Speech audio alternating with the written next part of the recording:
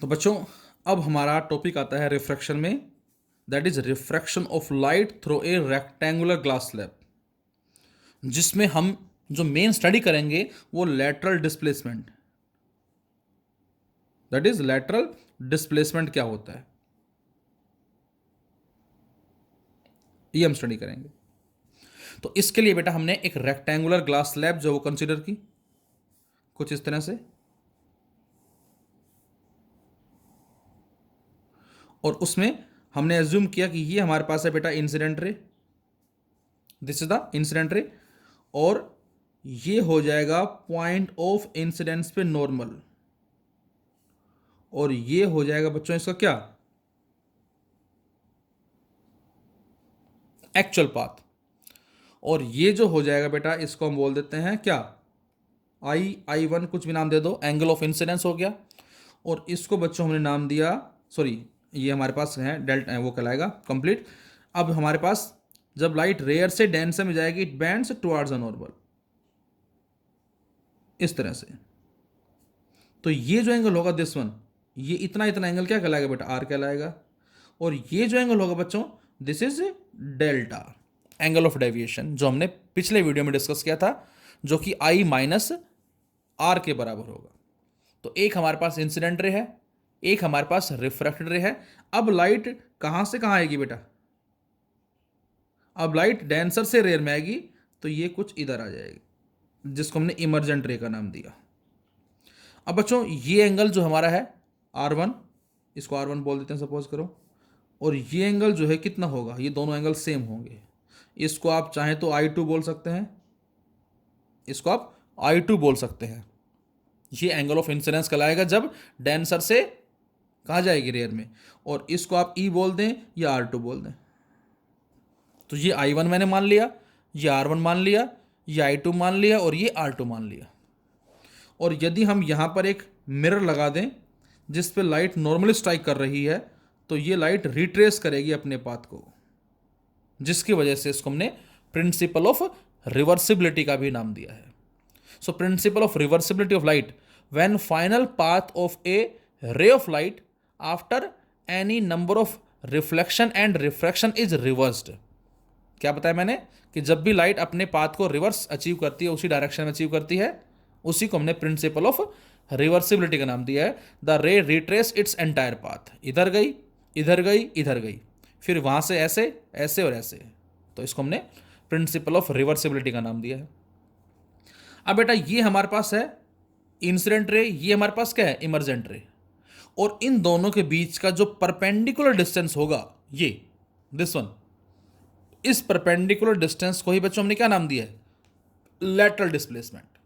क्या होता है ये, the perpendicular distance, this is the perpendicular distance, the perpendicular distance किसके बीच का, the perpendicular distance between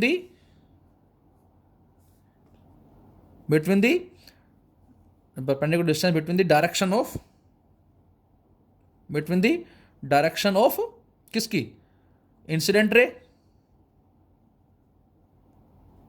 direction of, the perpendicular distance between the direction of incident ray and the emergent रे, and the emergent रे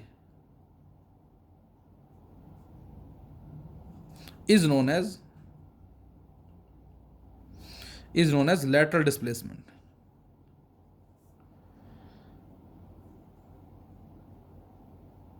तो बच्चों उसी को हमने lateral displacement का नाम दिया है, जो ये वाला होगा दिस वन। लेकिन स्टार्ट कहां से हुआ, वो स्टार्ट यहीं से ही हो गया है ये।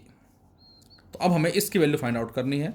तो हम अपनी तरफ से मान लेते हैं, सपोज पॉइंट बोल देते हैं, इसको मैं A बोल देता हूँ, इसको B बोल देता हूँ, इसको C बोल देते हैं, इसको हम D बोल देते हैं, और ये ग्लास स्लैब की जो थिकनेस है उसको हमने T मान लिया। This is the thickness of the glass slab and we have to find out this CD, ये हमने फाइंड आउट करना है। अब जरा ध्यान से देखें आप लोग, आपके पास ट्राइंगल है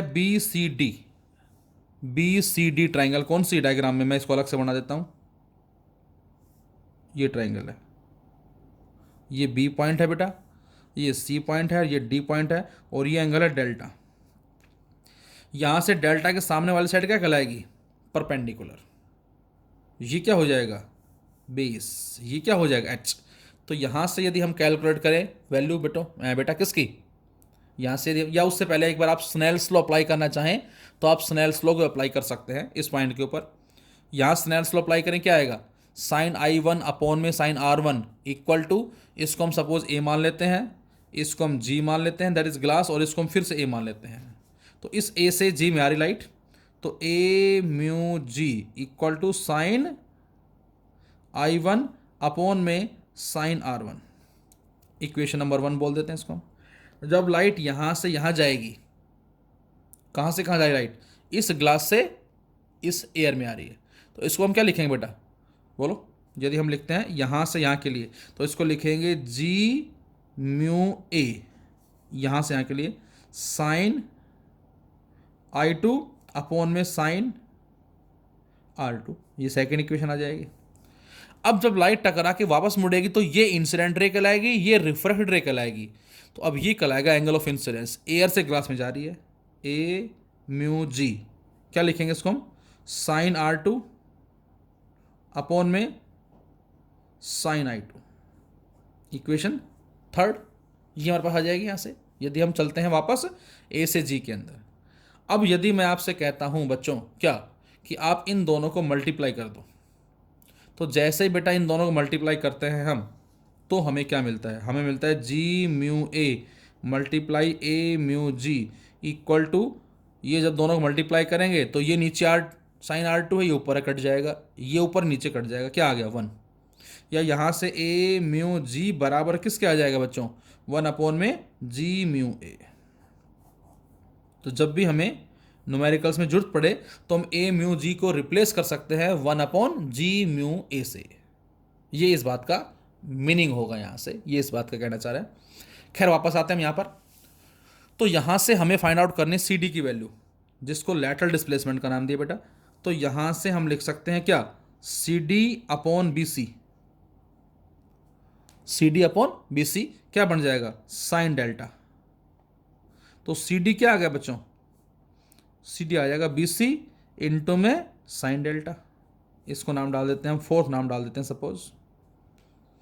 अब बी सी जो डिस्टेंस है, हमें इसकी वैल्यू फाइंड आउट करनी है। बी सी डिस्टेंस कौन सा है डायग्राम में देखें? बी सी ये वाला डिस्टेंस है। इसको मैं मान लेता हूँ ई पॉइंट मान लेते हैं सपोज हम। अब जरा इस ट्राइंगल में देखें, C B E, C B E, ये तो ट्राइंगल कौन सी थी? ये तो ट्राइंगल ये वाली थी। अब हम देख रहे हैं सी बी ई के अंदर जो ट्राइंगल है सी बी ई, ये ट्राइंगल कौन सी थी बेटा हमारे पास? ये ट्राइंगल थी सी बी डी, और ये है सी बी ई।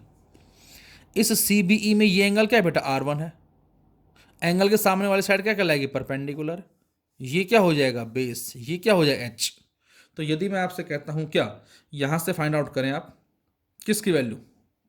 हमें ध्यान से देखें, हमें फाइंड आउट करना है बेटा बी सी। बी सी कौन सा है? ये है, ये परपेंडिकुलर, ये बेस। तो यहां से B E upon B C क्या आएगा? B E upon B C, ये आ जाएगा बेटा कोस R1। अब आप कहेंगे सर आपने कोस क्यों लिया? कोस इसलिए लिया, हमें बी सी निकालना है। बीई डायग्राम में ये डिस्टेंस है और ये किसके बराबर है? ये टी के बराबर है। तो अब इस बीई को हम टी से रिप्लेस कर सकते हैं। सो टी अपॉन में B C equal to cos R1। तो यहां से बी सी क्या आ गया बेटा? यहां से बी सी की वैल्यू आ जाएगी टी अपॉन में कोस R1। और इस बी सी की वैल्यू को बच्चों कहाँ रख दें हम? यहां रख दें।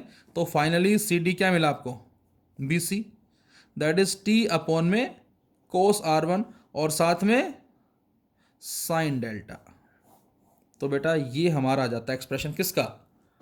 लेटरल डिस्प्लेसमेंट का एक्सप्रेशन आ जाता है। और यदि आप डेल्टा को रिप्लेस करना चाहें तो आप इसको लिख सकते हैं टी और साइन डेल्टा।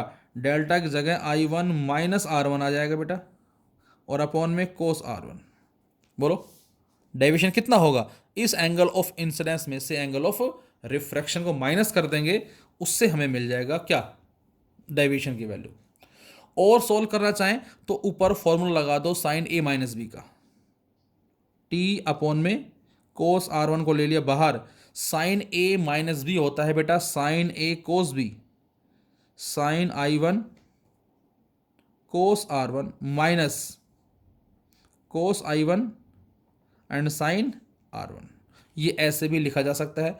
और सोल्व करना चाहें तो t अपॉन कोस R1 को दोनों से अलग अंदर अंदर मल्टीप्लाई कर दें, जिसमें ये इससे कट जाएगा, और जब कोस R1 यहाँ जाएगा तो ये tan R1 बन जाएगा। तो ये हमारा आ जाता है एक्सप्रेशन किसका बेटा, दैट इज लेटरल डिस्प्लेसमेंट के लिए हमारा ये एक्सप्रेशन आ जाता है। तो ये हमारा कहलाता है refraction of light through a rectangular glass slab. और उसके साथ साथ हमने स्टडी किया है दैट इज क्या, the concept of lateral displacement, कि लेटरल डिस्प्लेसमेंट का जो कॉन्सेप्ट है वो हमसे क्या कहना चाह रहा है। अब हम स्टडी करेंगे real depth as well as apparent depth का जो कॉन्सेप्ट है वो हमारा क्या है, बड़ा ही इंपॉर्टेंट कॉन्सेप्ट है, real depth as well as apparent depth.